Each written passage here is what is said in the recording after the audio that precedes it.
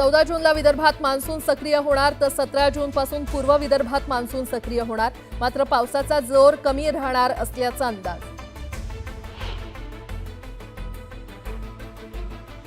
सांगलीतील 604 शेतकऱ्यांना पावसाचा फटका, पावसामुळे 200 हेक्टरवरील पिकांचं नुकसान, कृषी आणि महसूल खात्याकडून पंचनामे सुरू। लाडकी बहीण योजनेचा मे महिन्याचा हप्ता मिळण्यास सुरुवात, अदिती तटकरेंची माहिती।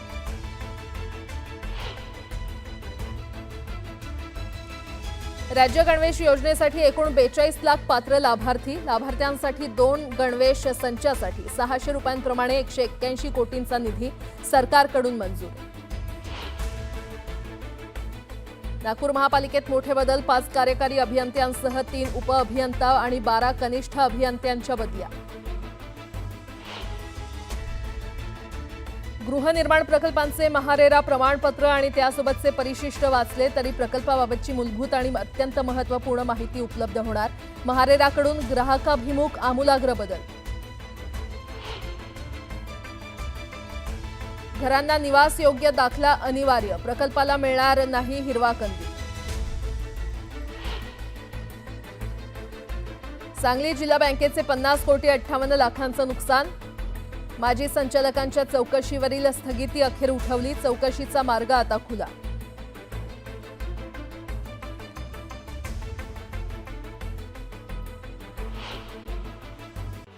राष्ट्रीय स्वयंसेवक संघाचा द्वितीय कार्यकर्ता विकास वर्गाचा समारोप सोहळा नागपूरच्या रेशीम बागेत पार पडला। यावेळी सरसंघचालक मोहन भागवत यांनी स्वयंसेवकांना संबोधित केलं। यावेळी पहलगाम हल्ला आणि ऑपरेशन सिंदूरवर त्यांनी भाष्य केलं। भारतीय सैनिकांच्या क्षमतेचं आणि वीरतेचं त्यांनी कौतुक केलं।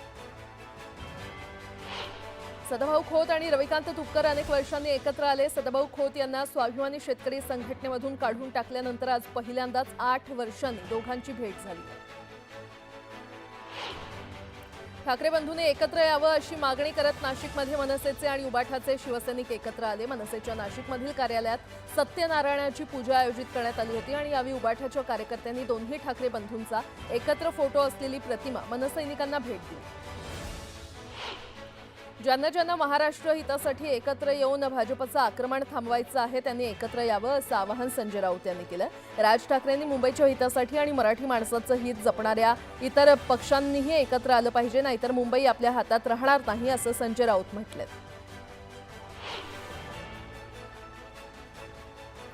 दोन ठाकरे बंधूंनी एकत्र यावं ही सर्वसामान्य माणसाची इच्छा आहे। मराठी माणसासाठी आणि महाराष्ट्रासाठी ठाकरे बंधूंनी एकत्र येण्याची इच्छा शिवसैनिकांनी व्यक्त केली आहे। काँग्रेसचे माजी मंत्री सिद्धराम म्हेत्रे यांनी शिवसेनेमध्ये प्रवेश केला। उपमुख्यमंत्री एकनाथ शिंदेंच्या उपस्थितीमध्ये हा पक्षप्रवेश सोहळा पार पडला। म्हेत्रे यांच्या शिवसेना पक्षप्रवेशामुळे सोलापुरात काँग्रेसला मोठा धक्का बसलाय।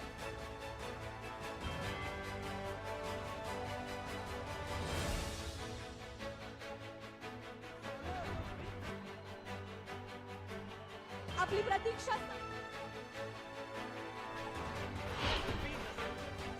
शिवसेनेच्या व्यासपीठावर राष्ट्रवादी शरदचंद्र पवार पक्षाचे आमदार दिसून आले। अक्कलकोटमध्ये सिद्धराम म्हेत्रे यांच्या शिवसेना पक्ष प्रवेशादरम्यान आमदार राजू खरे यांची उपस्थिती लावली आणि त्यामुळे चर्चांना उधाण आलं। सर्वसामान्य कार्यकर्त्यांची दोन्ही पक्ष एकत्र आले पाहिजे अशी इच्छा असल्याचं आमदार अमोल मिटकरी म्हटलेत। जर काही व्हायचं असेल तर पांडुरंगाची इच्छा असं सुप्रिया सुळे म्हटल्या होत्या, याची आठवणही मिटकरी यांनी करून दिली। मुंबई पोलिसांनी 9 किलो सोन्याची फसवणूक केल्याप्रकरणी 2 वर्षांपासून फरार असलेल्या आरोपीला अमृतसरमधून अटक करण्यात आली आहे। लॉकडाऊनमुळे व्यवसाय बंद पडल्यानं त्यानं सोनं घेऊन पळ काढला। आईच्या आजारपणामुळे कर्जबाजारी झालेल्या सिल्लोड तालुक्यातील एका व्यक्तीनं पत्नीसह मुलासोबत आत्महत्या करण्याचा प्रयत्न केलाय। त्यांच्यावर सध्या घाटी रुग्णालयामध्ये उपचार सुरू आहेत। केंद्रीय पर्यटन आणि सांस्कृतिक मंत्री गजेंद्र सिंह शेखावत यांनी पुण्यातील ऐतिहासिक शनिवार वाड्याला भेट देत पाहणी केली आहे। शनिवार वाड्याच्या जतनासह संवर्धनासाठी केंद्र सरकारकडून विशेष प्रयत्न करण्यात येणार आहेत।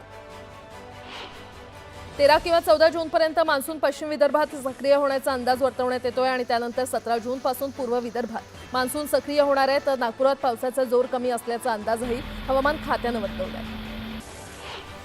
राज्यात येत्या 3 दिवसात पुन्हा वादळी वाऱ्यासह विजांच्या कडकडाटात पावसाची शक्यता वर्तवण्यात आली आहे। मुंबई, ठाणे, पुण्यासह 30 जिल्ह्यांना येलो अलर्ट जारी करण्यात आला आहे। सांगली जिल्ह्यामध्ये मुसळधार पावसामुळे जिल्ह्यातील 117 गावातील 604 शेतकऱ्यांना फटका बसलाय। 200 हेक्टरवरील फळ आणि बागायती पिकांना फटका बसला असून कृषी आणि महसूल विभागाने पंचनामे देखील सुरू केलेत। राज्य गणवेश योजनेसाठी एकूण 42,97,790 पात्र लाभार्थ्यांकरता प्रति लाभार्थी 2 गणवेश संचासाठी 600 रुपयांप्रमाणे 181,47,97,000 निधी सरकारकडून मंजूर झालाय। नागपूर पालिकेत बऱ्याच काळानंतर मोठे बदल करण्यात आलेत। 5 कार्यकारी अभियंत्यांसह 3 उपअभियंता आणि 12 कनिष्ठ अभियंत्यांच्या बदल्या करण्यात आल्यात, तर पदोन्नतीनंतर पोस्टिंगच्या प्रतीक्षेमध्ये असलेल्या 7 कार्यकारी अभियंत्यांना पोस्टिंग देण्यात आली आहे। यापुढे गृहनिर्माण प्रकल्पांचे महारेरा प्रमाणपत्र त्यासोबतच परिशिष्ट वाचलं तरी प्रकल्पाबाबतची मूलभूत आणि अत्यंत महत्त्वपूर्ण माहिती उपलब्ध होणार आहे। महारेरानं नवीन गृहनिर्माण प्रकल्पांना द्यायच्या नोंदणी प्रमाणपत्रात ग्राहकांना प्रकल्पाबाबतची कुठली प्राथमिक माहिती अत्यावश्यक असते हे लक्षात घेऊन ग्राहकाभिमुख आमूलाग्र बदल केलेले आहेत। सामान्यांसाठी घराचा साठा वाढवण्यासाठी उपयुक्त ठरलेल्या सर्वसमावेशक गृहनिर्माण योजनेअंतर्गत 20% घरांना आता निवासयोग्य दाखला अनिवार्य आहे। जोपर्यंत दाखला मिळणार नाही तोपर्यंत प्रकल्पाला हिरवा कंदील मिळणं यापुढे कठीण होणार आहे। बस प्रवासासह स्थानकांवर चोरीसह महिलांची आणि मुलींची छेडछाड करण्याचं प्रमाण आता वाढल्यानं अशा टवाळखोरांवर पुणे पोलिसांची करडी नजर असणार आहे। यासाठी पोलीस गस्त घालणार असून पुणे पोलिसांकडून वरिष्ठ अधिकाऱ्यांसह 26 जणांची नेमणूक करण्यात आली आहे। आषाढी वारीच्या पार्श्वभूमीवर राज्याचे ग्रामविकास मंत्री जयकुमार गोरे हे पालखी मार्ग आणि तळाची पाहणी करणार आहेत। याची सुरुवात दुपारी पंढरपूर इथून होणार आहे, तर संध्याकाळी 6:30च्या सुमारास नीरा दत्ता घाट इथे ही पाहणी संपेल। सुमारे 140 किलोमीटर अंतराचा हा दौरा असणार आहे। महाराष्ट्र राज्य मार्ग परिवहन महामंडळाच्या पुणे विभागानं तयारी केली असून वाढत्या प्रवाशांची संख्या लक्षात घेता पुण्यातून 700 बस पंढरपूरसाठी सोडण्याचं नियोजन करण्यात आलंय, अशी माहिती एसटी प्रशासनाकडून देण्यात आली आहे। पुणे विभागातील 14 आगारातून पंढरपूरसाठी एसटी गाड्या सोडण्याचं नियोजन करण्यात येतंय। यामध्ये 350 बस या पुणे विभागाच्या आहेत, तर इतर 350 बस या मुंबई, प्रदेश आणि विदर्भातून मागवण्यात आल्या आहेत। लाल कांद्याला सोलापूर बाजारात कमीत कमी 100 तर सरासरी 1000 रुपयांचा प्रति क्विंटल दर मिळाला। उन्हाळ कांद्याला सर्वाधिक अवकेच्या अहिल्यानगर बाजारात कमीत कमी 200 ते सरासरी 1100 रुपयांचा दर मिळाला।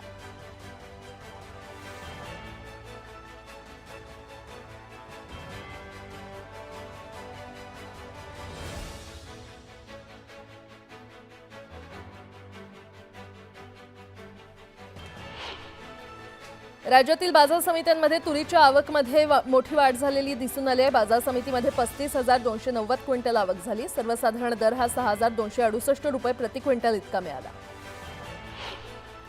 राज्यातील बाजार समित्यांमध्ये गव्हाच्या आवकेत वाढ झाली असून दर काही ठिकाणी स्थिर तर काही ठिकाणी किरकोळ चढ उतारात दिसून आले। बाजारात 19,159 क्विंटल गव्हाची आवक झाली, तर 2,794 रुपये प्रति क्विंटल दर मिळाला। सांगली जिल्हा बँकेचे 50,58 लाखांचं नुकसान झाल्याप्रकरणी माजी संचालकांच्या सुरू असलेल्या चौकशीवरील स्थगिती अखेर उठवण्यात आली आहे आणि त्यामुळे या चौकशीचा मार्ग आता खुला झालाय।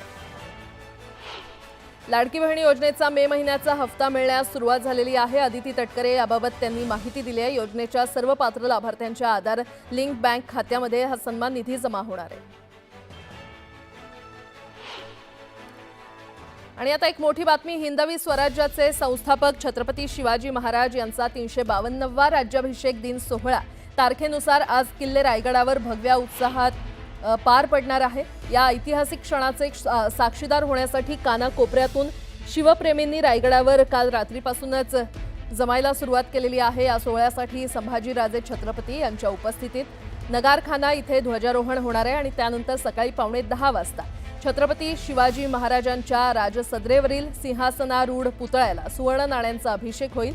तर आज कोणतीही वाहतूक कोंडी किंवा अडथळा निर्माण होऊ नये यासाठी रायगड जिल्हाधिकारी डॉक्टर किशन जावळे यांनी महत्त्वपूर्ण आदेश जारी केलेत। त्यानुसार रायगड जिल्ह्यात रात्री 10 वाजेपर्यंत काही प्रमुख मार्गांवर अवजड वाहनांच्या वाहतुकीवर बंदी घालण्यात आलेली आहे।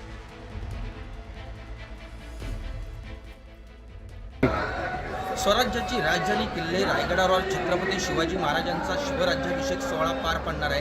आता आपण राजसदरेवर आपण या दृश्याच्या माध्यमातून पाहू शकता, या ठिकाणी फुलांची रांगोळी काढण्यात आलेली आहे। फुलांनी मेघडंबरी आणि छत्रपती शिवाजी महाराजांचा जो पुतळा आहे तो सजवण्यात आलेला आहे। तुम्ही पाहू शकता दृश्याच्या माध्यमातून या ठिकाणी शिवभक्त हे मोठ्या संख्येने देखील काही वेळातच या ठिकाणी शिवराज्याभिषेक शिवराज्याभिषेक सोहळा पाडण्यासाठी अनेक शिवभक्त महाराष्ट्राच्या राज्यातून इकडे सोहळा पार पाडण्यासाठी आलेले आहेत. त्यामुळे गडावरील वातावरण हे भगवमय झालेलं आपल्याला पाहायला मिळतं. दिनेश पिसाट, न्यूज 18 लोकमत, रायगड.